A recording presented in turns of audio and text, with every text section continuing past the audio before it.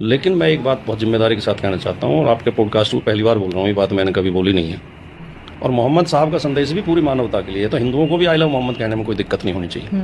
और मैं तो मोहम्मद साहब को बहुत बड़ा समाज सुधारक मानता हूँ कि वो अकेले ऐसे व्यक्ति हैं इतिहास में, और ये बात मैं आज भी कह रहा हूँ आपके शो में।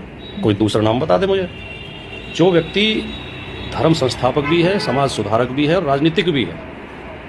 मोहम्मद साहब अकेले ऐसे व्यक्ति हैं जिन्होंने एक नए धर्म की स्थापना की, सामाजिक बुराइयों के खिलाफ अलख जगाई।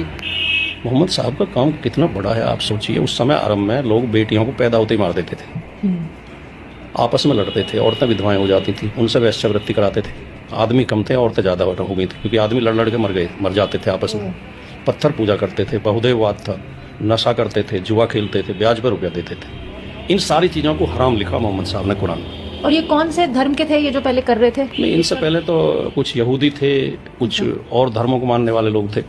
कुरान शरीफ में इन सब चीज़ों को हराम करार दिया कि बेटी की हत्या मत करो, इन्हें पालो पोसो, इन्हें योग्य बनाओ।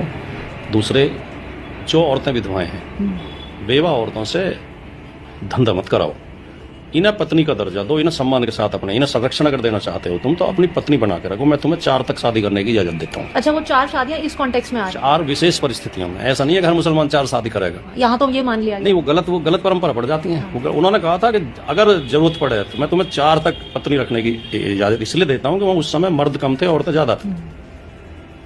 ठीक है। फिर उन्होंने कहा ब्याज लेना हराम है, जो सच्चे मुसलमान हो आज भी ब्याज नहीं लेते। मैं आपको अपना व्यक्तिगत अनुभव बताऊं। एक बार मुझे पैसे की जरूरत पड़ गई, मेरे एक मुस्लिम मित्र हैं, उनसे मैंने 2 लाख रुपए ले लिए और 3 महीने बाद लौटाई तो उन्होंने ब्याज देने लगा तो उसने हाथ जोड़ लिया, मुसलमान ब्याज नहीं ले सकता।